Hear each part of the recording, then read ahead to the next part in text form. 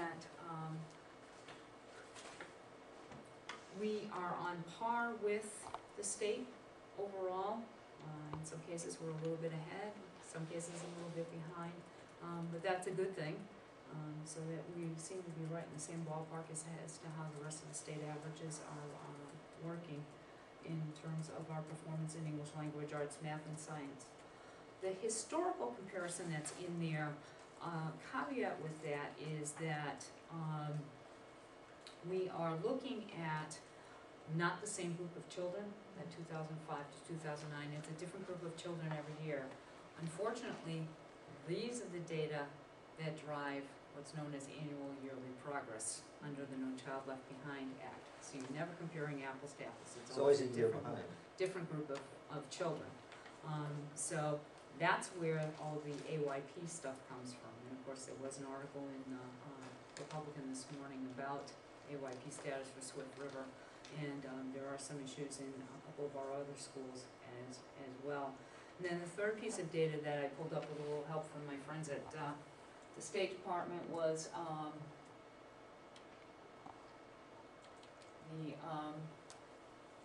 cohort analysis, which is the same group of children over time, so it gave you a chance to see how those children are doing. Now, let's hope that this is not going to freeze. And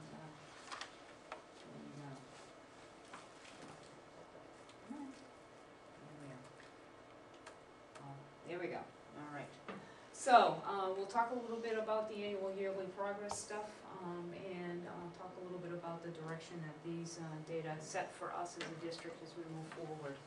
So I'm going to do this by content area. We'll start with English language arts and sort of flow right through the district and show you the three comparisons. The first of which is our third grade friends who are compared to the state.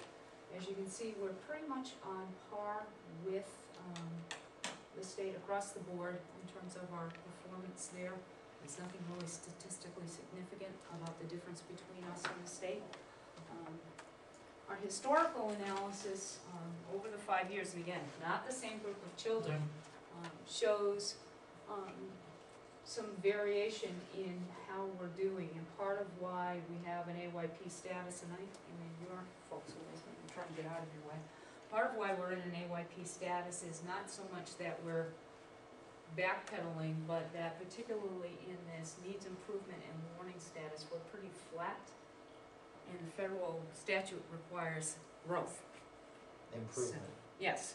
So if we don't improve, even though we may not be backpedaling, if we're staying the same, it's not good enough.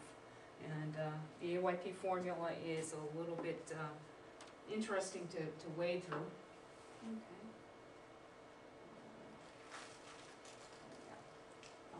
So there is no cohort analysis for third grade because it's the first year they take the test, so we have nobody to compare them to over time. Again, our fourth grade results show us doing a little bit better than the state, again, but nothing really statistically significant between our performance and the state. Good grief. There we go. And again, if you look at particularly these last two bars, which represent the needs improvement and the warning status, we are seeing a little bit of push to the left. You always want to see these bars kind of move to the left. What the federal standard is this guy right here, which is proficient. Obviously, if they go to advanced, that's even better. But again, some of these numbers are pretty flat, so that represents a desire on our part to need to move those numbers up with regard to that. We do have a little cohort analysis here, and again, we're beginning to see that over time our children are starting to show some growth. These numbers on the needs improvement and warning or failing, as the department calls them, are starting to decrease, and our numbers here in the proficient and advanced range are starting to increase a little bit. So that's a good sign with this particular group of children, is that they are actually doing a little better as we go through the data. In fifth grade, again, compared to the state, the only one that's really statistically significant is the advanced. We'd like to see more of us in that column to work forward. So that's something we need to take a look at. And again, our historical data show, again, pretty flat or some actually slight decreases over time in terms of kids at the advanced level. So again, those are some numbers that show that we're not moving forward per se. Is there ever any discussions that we're over measuring or over analyzing the data that we have, i.e. you can only, a piece of data is only worth so much, and then you can't really get anything else out of it? I come from a different school of thought. I guess it's the higher ed person in me that says you can't analyze data enough. Okay.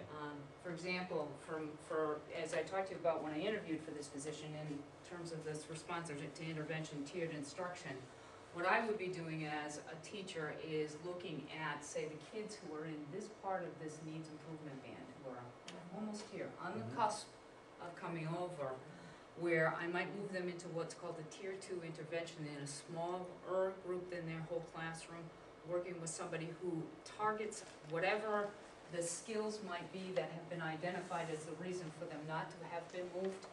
I do 12 to 18 weeks of intense instruction with these kids and get those skills made up, and more likely than not, they'd pop right over.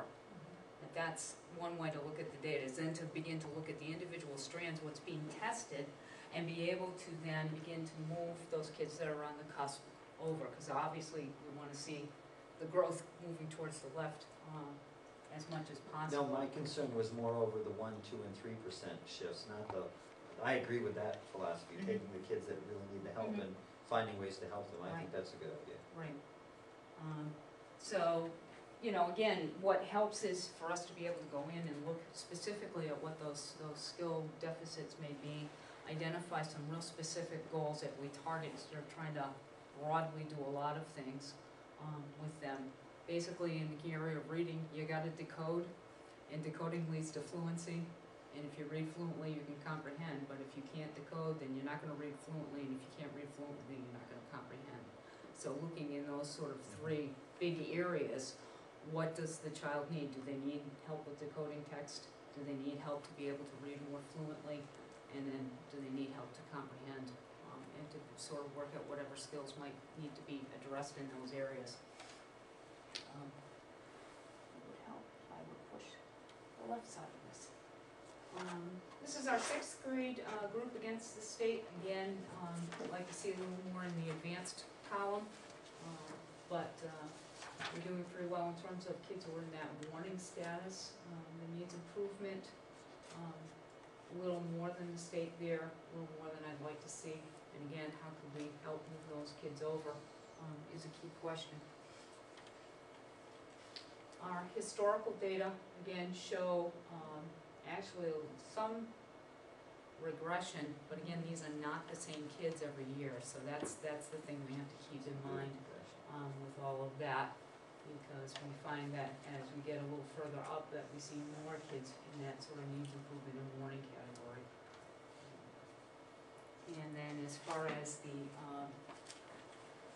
cohort data, actually the cohort data, when you look at the same children, again, we're still seeing growth. We're seeing more and more kids at proficient. We had a little bit of loss over time in terms of the advanced category, but again, we're moving in the right direction with a lot of them. So.